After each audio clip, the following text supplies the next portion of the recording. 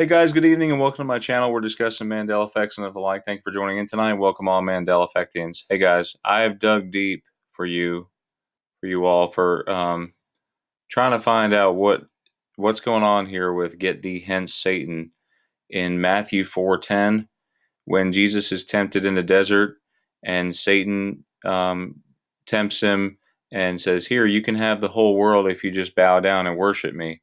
And Jesus says to him, he's supposed to say, "Get thee behind me, Satan," and I have proof. But here in this reality, instead he says, "Get thee hence, Satan, for it is written, Thou shalt worship the Lord thy God, and him only shalt thou serve." Um, if we look here, I'm just going to show you some other stuff with here's where you see it. I looked it up where you see it three times. Get thee behind me, Satan. If we follow Matthew 16:23, he talks to Peter in that way. Um, Satan actually means adversary. That's what it means. He says, turned and said to Peter, get thee behind me, Satan. Thou art an offense unto me. For thou savorest not the things that be of God, but those that be of men. He's saying here that Peter is being like an adversary to his plan, to God's ultimate plan to build his church upon the rock, which is Peter. Here it is mentioned again in Mark, talking about the same thing. Mark says chapter 8, verse 33. But when he had turned about and looked upon his disciples, he rebuked Peter, saying, Get thee behind me, Satan, for thou savorest not the things that be of God, but the things that be of men. It's basically the same verse.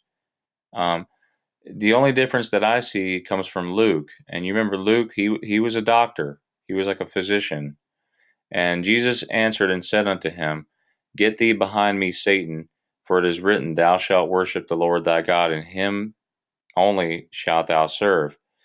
So it still remains in the Gospel of Luke. However, in Matthew and Mark, the words have been changed. I'll show you in just a second. So here's the actual scripture from 16:23. I show the full text here.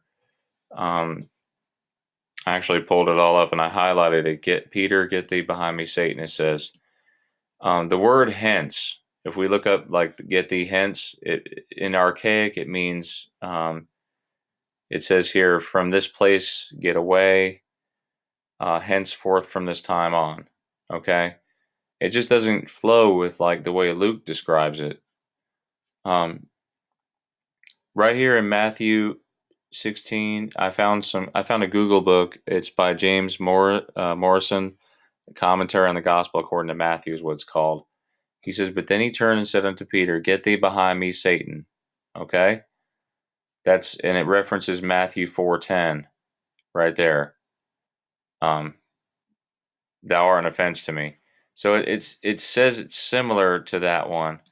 But let me tell you, the actual words in Greek, um, I pulled it up here because Jesus was rebuking Peter for usurping the authority of Jesus that would confer upon him.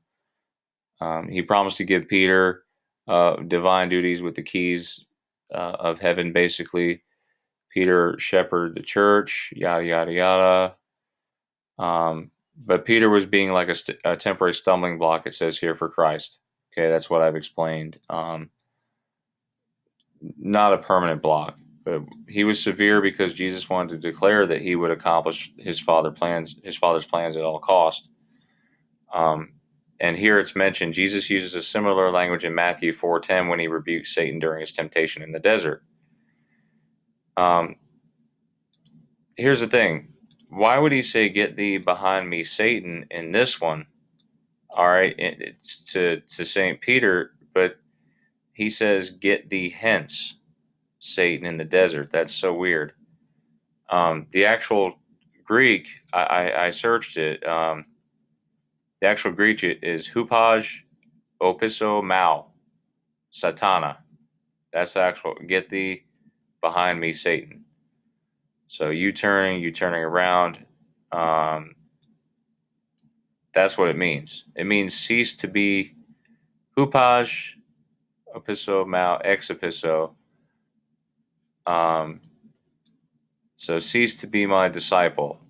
Get out of my sight. Go away. That's what it means now. But it says here, should have been this. Satana, Satan. So, couple things here. I'm I'm showing you Matthew.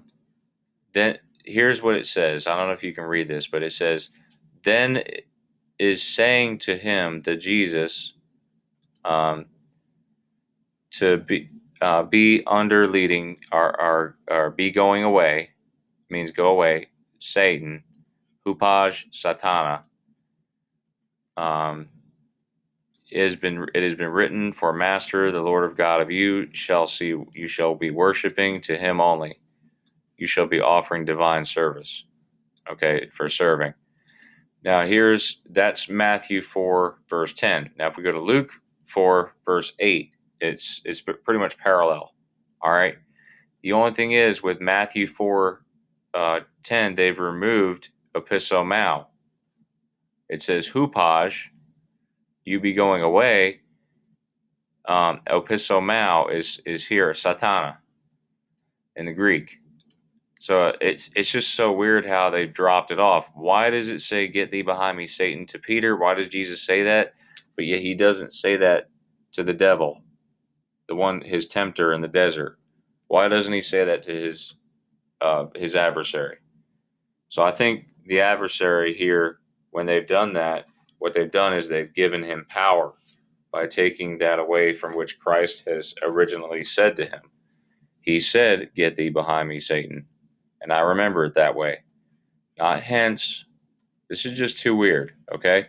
But yeah, this took a little bit of digging, guys. Again, I'm sorry for the rambling on here. I'm just trying to prove a point. The words are hupaj, opisso, mau, satana. Get thee behind me, Satan. Anyway, thumb it up if that's what you remember. Thanks for checking out my videos. Have a great Mandela Effect night. God bless.